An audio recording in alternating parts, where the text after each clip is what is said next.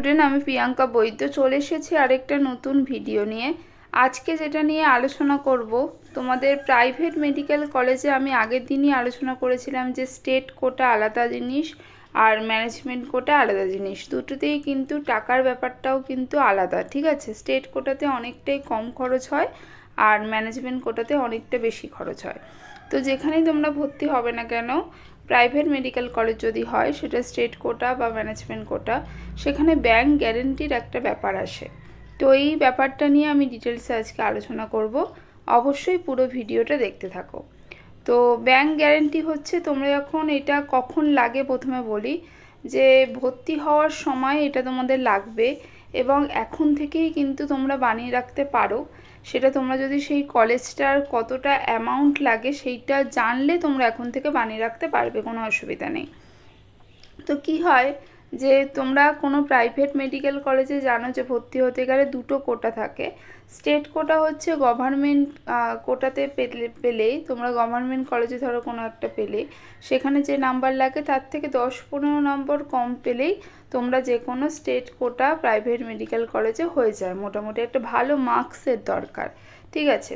এবং ম্যানেজমেন্ট কোটা হচ্ছে তোমাদের কোয়ালিফাইং মার্কস থাকলেই সেখানে তোমরা কিন্তু ভর্তি হতে পারবে যে কোনো কলেজে। সেখানে যে ভর্তি হওয়ার অ্যামাউন্টটা সেটা অনেকটাই বেশি থাকে, সেটা আমি আলোচনা করে দিয়েছিলাম।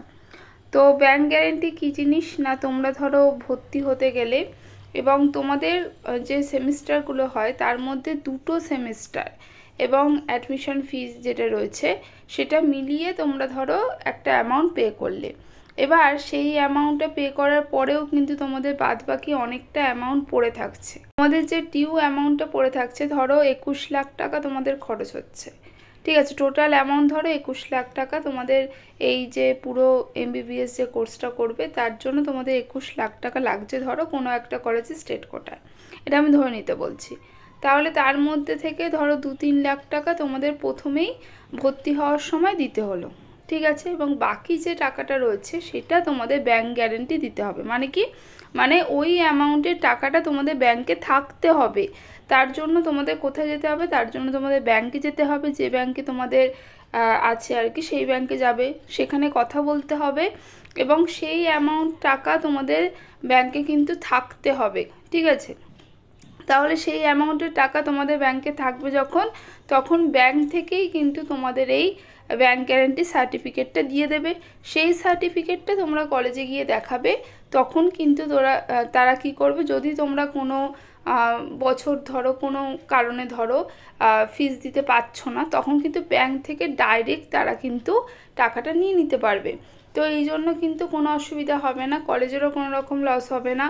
আর তোমরাও কিন্তু এই ব্যাংক গ্যারেন্টি তোমাদের দেখাতে হবে, ঠিক আছে। যদি একবারে পে করে দাও সেটা আলাদা জিনিস, কিন্তু একবারে যদি পে না করো তাহলে তোমরা ধরো এই 21 লাখের মধ্যে 3 লাখ টাকা দিলে, মানে দুটো সেমিস্টার অ্যাডমিশন ফি মিলিয়ে ধরো, আমি ধরে নিচ্ছি এটা কথার কথা বলছি, 2-3 লাখ টাকা প্রথমে তোমরা দিচ্ছ, তারপরে যে অ্যামাউন্টটা বাদ বাকি থাকছে সেইটার ব্যাংক গ্যারেন্টি তোমাদের কিন্তু দেখাতে হবে, ঠিক আছে। সেটা ব্যাংকে গিয়ে তোমাদের সেটা তৈরি করতে হবে সার্টিফিকেটটা, এবং ব্যাংকে কিন্তু কথা বলতে হবে, সেই অ্যামাউন্টটা তোমাদের ব্যাংকে থাকতে হবে। এটাই হচ্ছে ব্যাংক গ্যারেন্টি, ব্যাপারটা হচ্ছে এইটাই।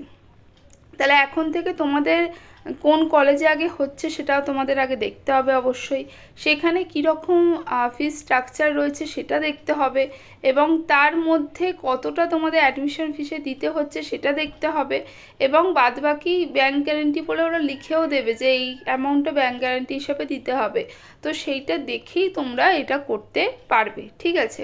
তো একদম শিওরভাবে করতে পারবে। এখন তোমরা ধরো রাখতেই পারো, সেটা ঠিক আছে, কিন্তু তোমরা এক্স্যাক্ট কত টাকা লাগবে বা এক্স্যাক্ট কতটা তোমাদের ব্যাংক গ্যারেন্টি দিতে হবে সেটা কলেজ অনুযায়ী কিন্তু আসে, ঠিক আছে। তো আমি বলেই দিলাম যে যখন তোমরা কলেজে অ্যাডমিশন নিতে যাবে তখন কিন্তু এই ব্যাংক গ্যারেন্টিটা লাগবে প্রাইভেট মেডিকেল কলেজে, সেটা স্টেট কোটায় হোক বা ম্যানেজমেন্ট কোটায় হোক, তাহলে ব্যাংক গ্যারেন্টি তোমাদের লাগবে। আচ্ছা, এবার দেখো যে আমি কিভাবে বানাবে সেটাও বলে দিলাম। এটা তোমাদের ব্যাংকের সাথে গিয়ে কথা বলতে হবে, আগে থেকে তোমরা কথা বলে রাখতেই পারো, ঠিক আছে। তো কিন্তু তোমরা কিন্তু যখন ওই অ্যামাউন্টটা পারফেক্টভাবে জানতে পারবে যে এই অ্যামাউন্টটাই আমাদের ব্যাংক গ্যারেন্টি দিতে হবে, তখন তোমরা কিন্তু ব্যাংকের সাথে কথা বলে সেই অ্যামাউন্টটা ব্যাংকে রেখে সেটা সার্টিফিকেট তোমাদের নিয়ে নিতে হবে। এইটা হচ্ছে আসল ব্যাপার, ঠিক আছে। এবার দেখো মোটামুটি প্রাইভেট মেডিকেল কলেজ আমাদের ওয়েস্ট বেঙ্গলে যেগুলো রয়েছে, আমি এর আগেও আলোচনা করে দিয়েছিলাম যে সেখানে স্টেট কোটা ম্যানেজমেন্ট অনেক বেশি লাগে। আচ্ছা, স্টেট কোটাতে তোমাদের রেঞ্জ যেটা থাকে মোটামুটি 21 থেকে 26 লাখের মধ্যে রেঞ্জ থাকে, ঠিক আছে। টোটাল আমি বলছি, এক একটা সেমিস্টার ওয়াইজ বলছি না, আমি টোটাল অ্যামাউন্টটা বলছি। তো এইটা থাকে এবং এর মধ্যে কিছুটা তোমাদের সেকেন্ড দুটো যে সেমিস্টার রয়েছে সেই সেমিস্টারের টাকা এবং অ্যাডমিশন ফিজ রয়েছে, আরও কিছু রয়েছে, সেটা মিলিয়ে তোমাদের কিছু টাকা কিন্তু প্রথমে অ্যাডমিশনের সময় তোমাদের পে করে দিতে হবে, ঠিক আছে। তাহলে বাদ বাকিটা তোমাদের ব্যাংক গ্যারেন্টি কিন্তু দিতে হবে। তো এই ব্যাপারটা আশা করি তোমাদের ক্লিয়ার করতে পেরেছি। তো আজকের মতো টাটা, নেক্সট ভিডিও নিয়ে খুব তাড়াতাড়ি হাজির হব।